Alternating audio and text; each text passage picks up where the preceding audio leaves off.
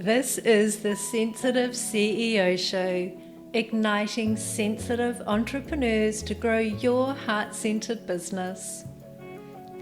I'm your host, Rose Cox, and this podcast shares with you inspiring and thought-provoking conversations for sensitive entrepreneurs wanting to grow a sustainable online business in a way that feels exciting and aligned with your soul. Along with my carefully curated expert guests, we share science-backed advice, proven strategies, and the systems we use to succeed in our businesses and our lives as highly sensitives, empaths, and introverts. And by the way, if you'd like to be updated on when each episode is released, you can subscribe to the short and sweet newsletter. You'll also get weekly recommendations and tips, especially for HSPs, empaths, and introverts. To subscribe, just pop on over to the website sensitiveceo.show or rosecox.com/pod. Now on to today's show.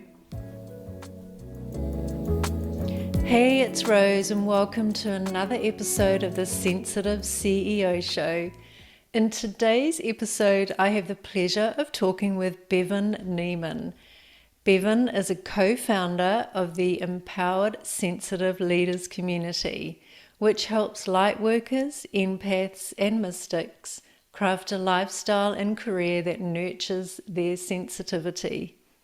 And Bevin also provides done-for-you branding and marketing services for spiritual entrepreneurs. So welcome, Bevin. It's always so lovely to talk with you. Oh, thank you so much, Rose. I'm so honored to be here and looking forward to our conversation today.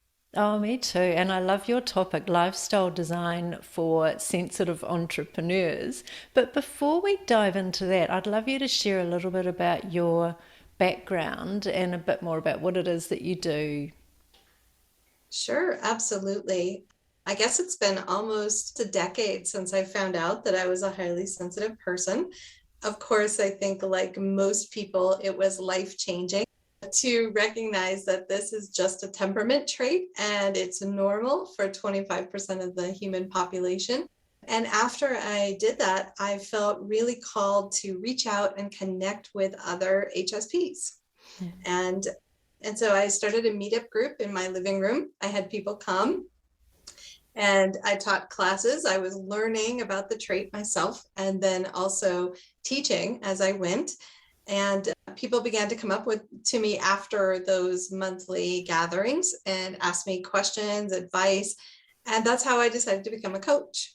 I went to coach training and dove in full-time in my business in 2016. And so I really feel like, Rose, this is my calling to really help highly sensitive, intuitive people, empathic people like myself feel empowered, feel confident, know that we can step into leadership, right? And so I think there's, a lot of misconceptions of what it means to be highly sensitive, but we make great leaders. And so part of what I feel is my soul mission is to spread that, message far and wide as far as I can. And that's how I really got into it. And community has always been a big part of what I've done. First, I had a local community in Dallas, Texas, in the United States.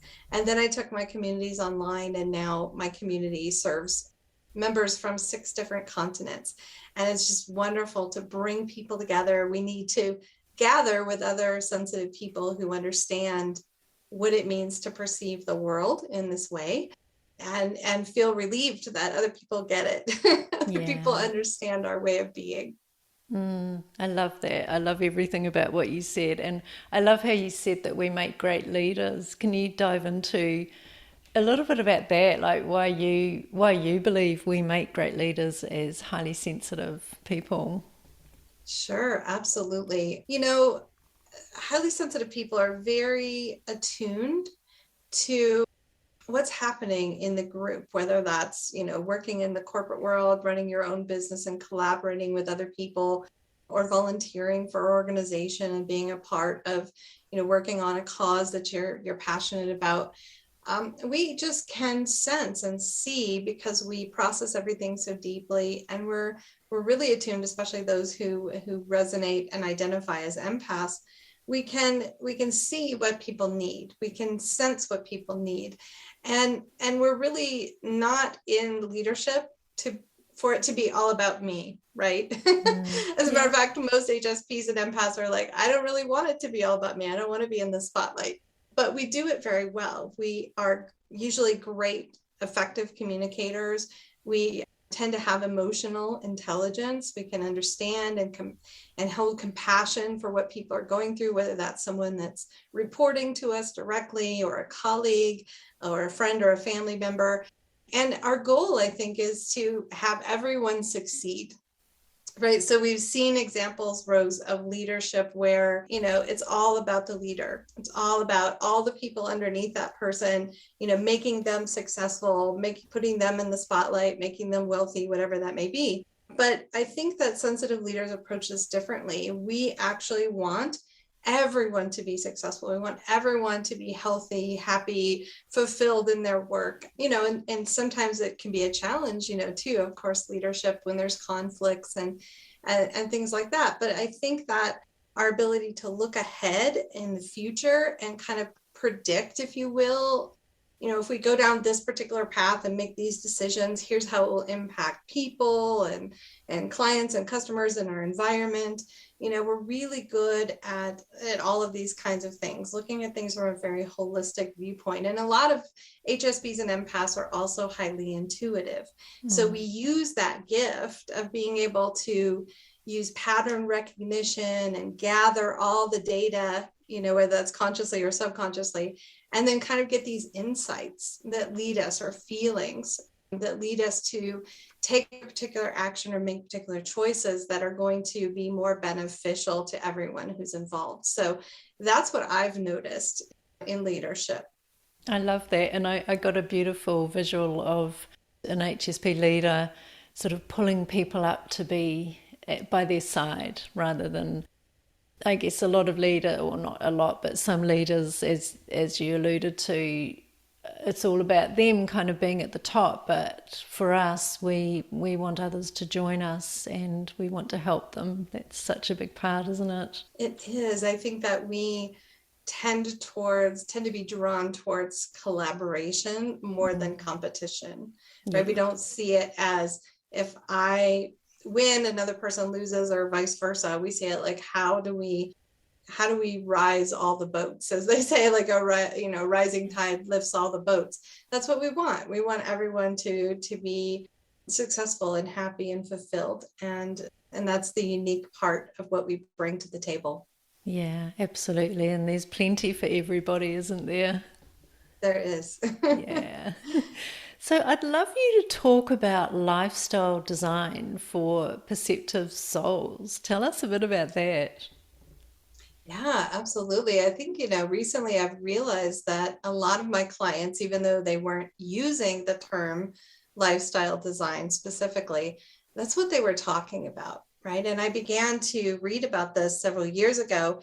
And when I did, I realized this is what I've been doing on my own personal journey as a sensitive person, as a leader, as a spiritual mentor. I have been making sometimes small tweaks and sometimes really large leaps in my life to adjust things to actually nurture my sensitivity rather than work against it. So, as you know, we live in a culture, and of course, everyone, depending on what country they're listening from, their culture could be a little different. But many cultures today are, too loud, too fast, too high pressured, all of those things that we can struggle with, that can get us into that state of overwhelm and overstimulation. And yet, at no other time in human history do many people, not all people, but many people, have the opportunity to make choices about what kind of career that they want and reinventing. I mean, you and I are sitting here, talking on this podcast. If you had told us a decade ago that people could make a living, having a podcast and doing interviews. I mean, we probably would have thought, what are you talking about? But there's so many different ways to develop your career and also your life so that it supports the kind of schedule that you want to have every day, the kind of relationships and the people you want to surround yourself with, how you care for your physical body and your health, your well-being, whether that's exercise or diet or hydration or sleep or meditation or yoga. We can choose, each person can choose a set of lifestyle aspects, if you will, that are perfect for them, right? Mm-hmm. So there's no template necessarily, right? To say, okay, well, my lifestyle needs to look like Rose Cox's lifestyle.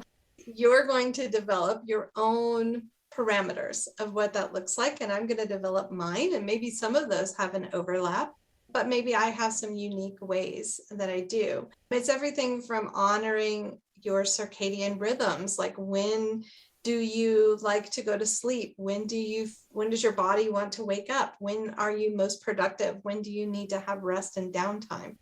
Some HSPs and empaths are extroverts, so they might need a different type of schedule or level of socialization than introverted sensitives might. What I love about it is customizable. Your lifestyle design is yours and mine is mine, and it changes over time. Because what I needed 5 or 10 years ago may be different than what I need now. And 3 or 4 years from now, I may need something different. And that's okay. You can always change it.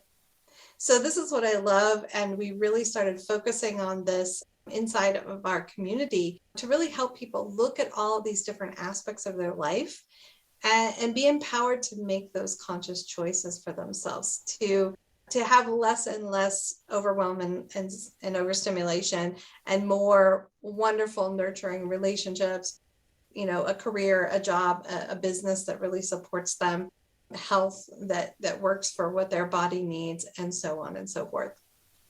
Wow, I love that. I love the holistic approach that you take to that, because there are so many facets to our lives, and it's not just about one thing, is it? Yeah, that's right. I mean, if you think about it, when we were children, obviously each person grew up in a different family system, but we definitely received messages about what was the norm.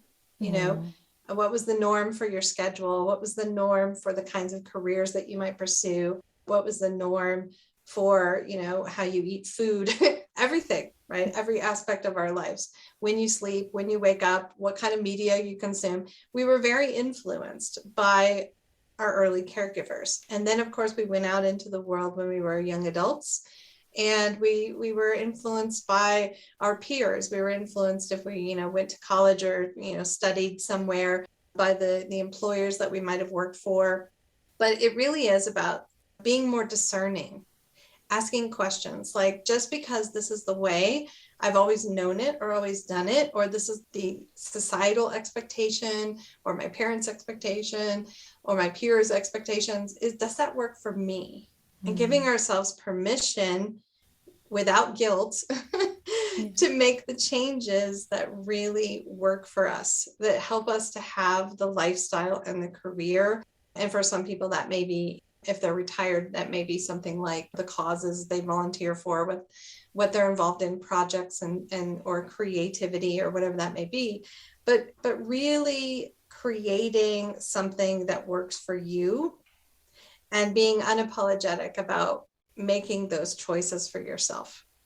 I love that, because we are, I guess, growing up, we are very conditioned by many people around us into how we should go into our jobs, even our relationships, and to take our own unique paths is just such a gift. If we can actually do that, how would you recommend someone who's not really sure where to start? What would your advice be, Bevin? Right. So when we think about lifestyle design, we might assume that we have to change everything.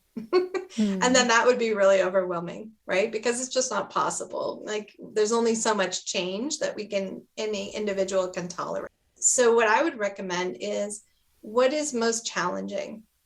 Pick one thing that's just not working, whether that's the job that you're in, the way you're running your business, the way that you've been caring for your body, or the food you've been eating, or it can be very, very small. It could be your daily routine, right? Your daily routine, changing that up just a little bit, and only do one thing at a time.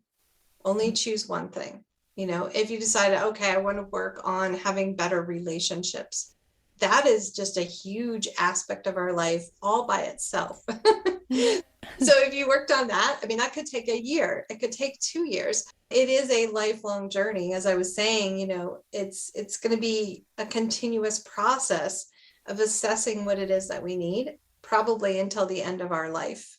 And so it's not a sprint, it's a marathon. And we can take it slow, bit by bit, making one change, setting one healthy boundary, applying for something different that would be more interesting, taking one class to gain a skill so that you could transition to a different career field. Just pick one thing, whatever is causing you the most struggle, the most challenge, the most pain right now. Let's focus on that, because when that gets better, then you actually have the bandwidth, the energy to work on other things. So, and you don't have to change something if it's actually working for you. If it's like, this is great, I like this part of my life, I'm going to keep that. Right. But I think that people, when they think of lifestyle design, they're like, I have to sit down and map out everything and change it all. No, that would be very overwhelming. People would probably stop.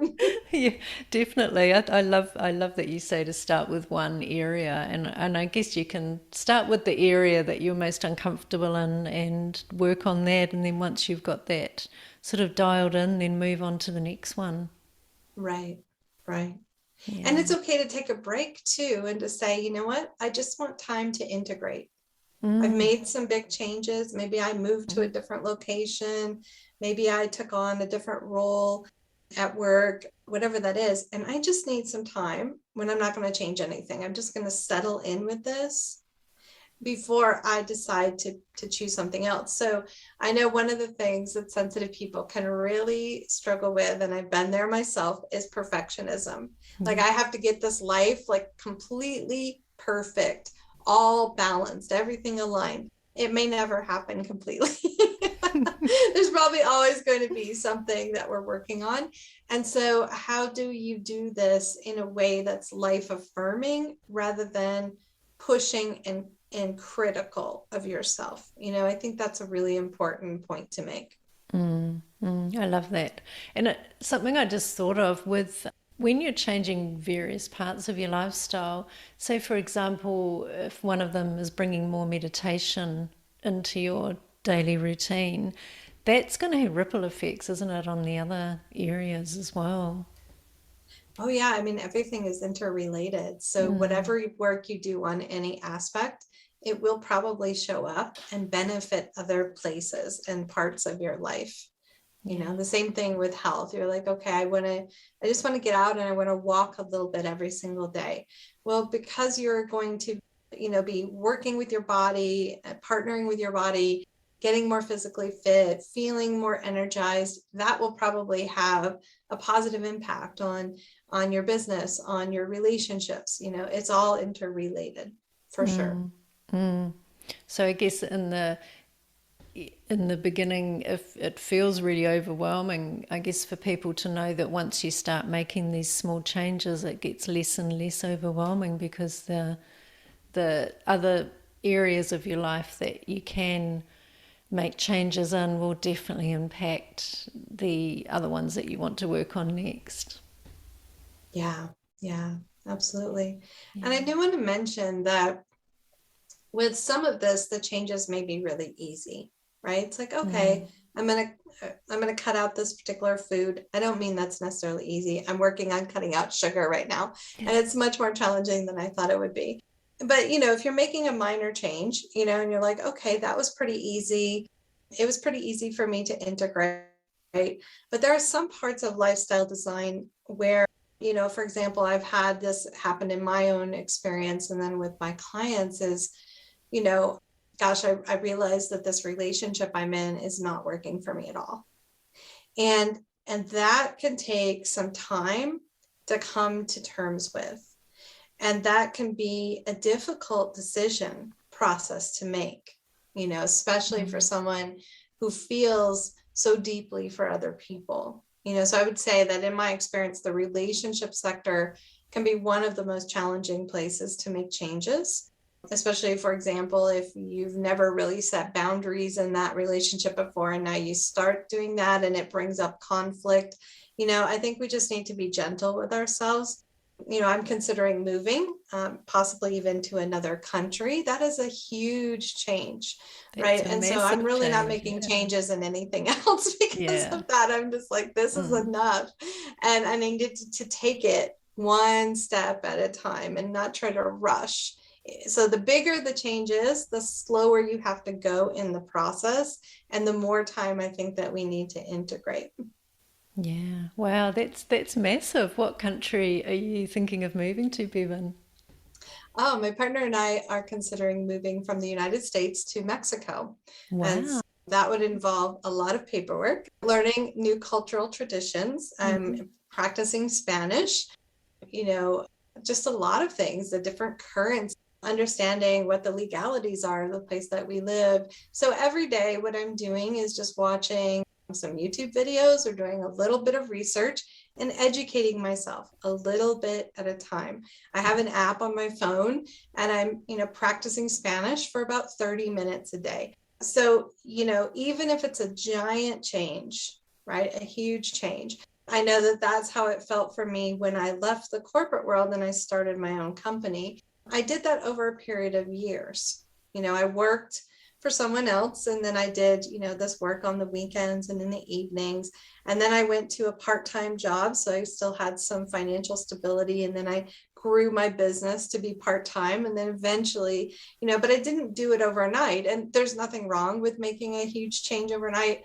I just think for sensitive people, we could get very overwhelmed. In the moment, it might feel good, but later, I think it will all hit us. How much just shifted, and then it will kind of catch up with us. So that's my personal recommendation from making many career changes, moving quite a bit, having different relationships. I think, take it at a sustainable pace. Yeah, I couldn't agree more. I know I've moved countries 3 times myself, but I was actually in my 20s, and I think when you get older, I think it is harder to have big major changes. So I love that you are sort of doing small steps every day. That makes so much sense. Yeah, I mean, it's about 6 months out, and it may even be farther depending on how long it takes to do the paperwork. So I'm just looking ahead, and it's not something I'm trying to do overnight. But there's other things that I could do. Making a change to a daily habit, is something I could do right now, and I could work on that, and be present to that and cognizant of that every day. So it depends on what it is.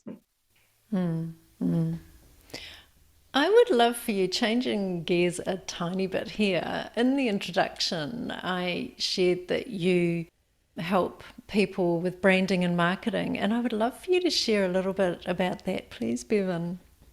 Yeah, absolutely. Well, I am university trained in the arts and design, and I consider myself a digital artist. I do digital paintings, and I've also done all of the visuals, all the branding and marketing for my own business for the last 6 years.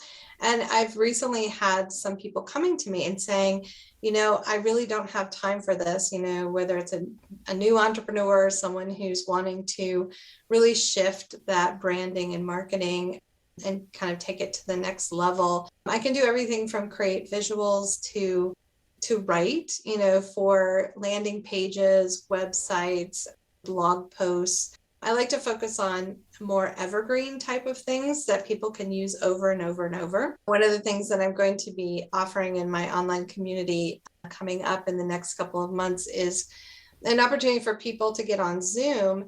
And one of the key the key branding attributes that almost every entrepreneur should have is sort of an introductory video where they're introducing themselves and describing their work.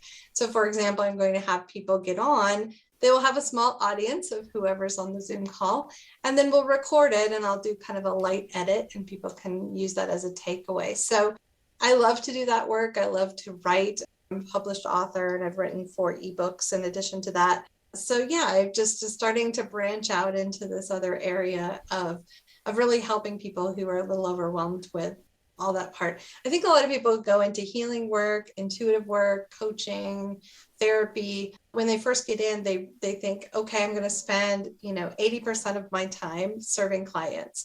And I would love that would be the case.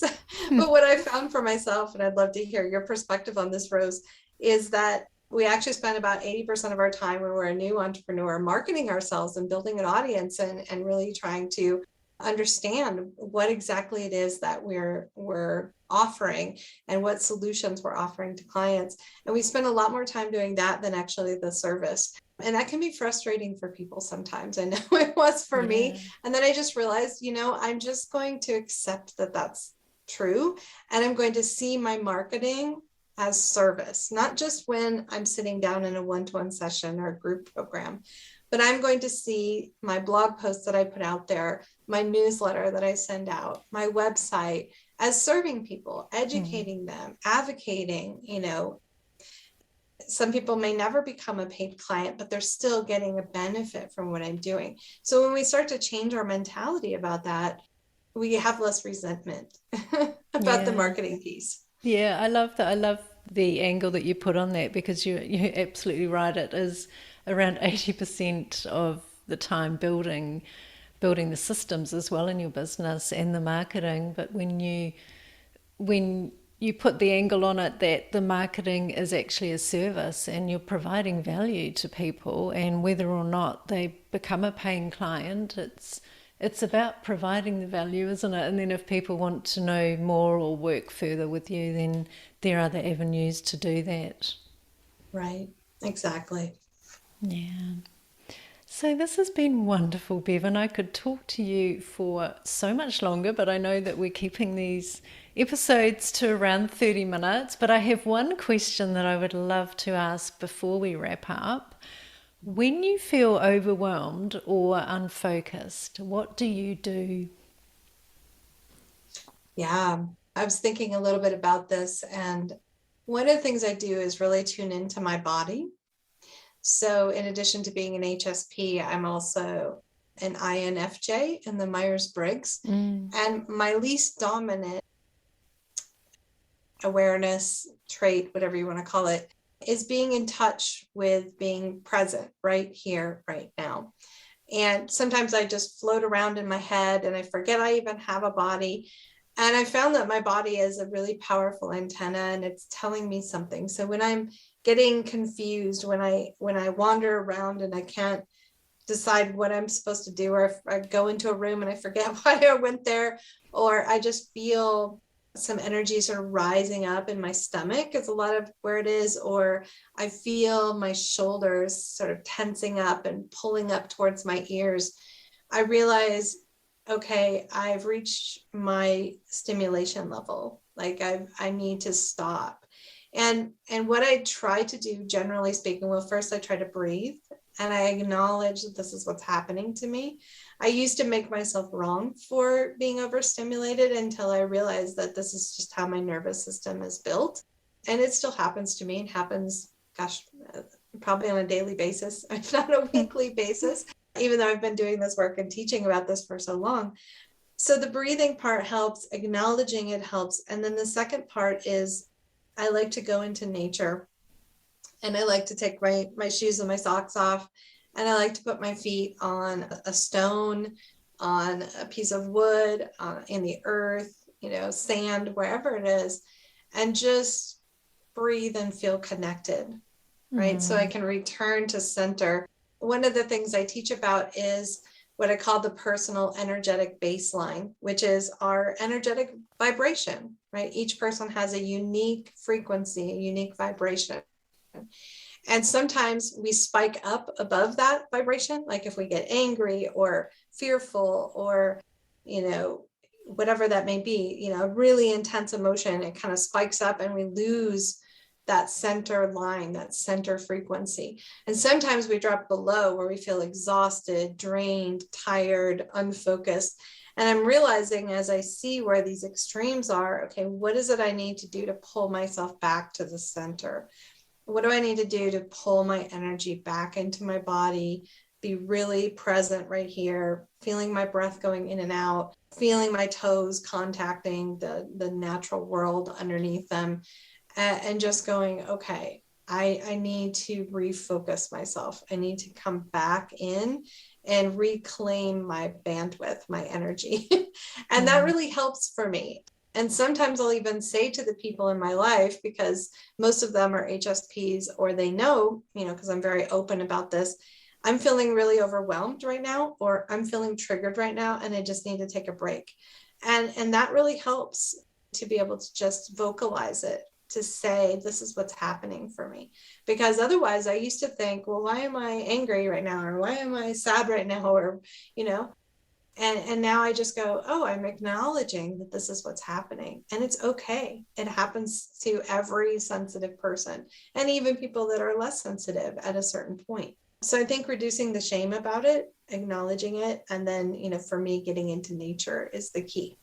Beautiful. I love that. Love that so much. Well, thank you so much, Bevin. And I will be popping all of your links into the show notes so people can come and find you.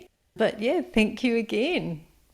Oh, thank you so much. This was lovely to have this conversation. And I just appreciate all of the sensitive CEOs out there. Really own that, really own your leadership, your wisdom. Know that we bring something really important to the leadership table in this world. And I hope that whatever you're doing, you are fulfilled and joyous, and in making those small tweaks to your life to nurture your sensitivity. I love that. Thank you, Bevin, and thanks everyone for listening. Thank you so much for listening to this episode of the Sensitive CEO Show. If you enjoyed this episode, or if you think it would be useful for someone else, please leave me a review on sensitiveceo.show. Just follow the prompt in the menu. Each month I'm offering one lucky reviewer a chance to win a 1-hour business and mindset audit with me. This in-depth audit covers the 5 pillars of your online business, and you'll walk away with super clear action steps specifically for you and your business. You'll be re-energized and motivated to step into your greatness.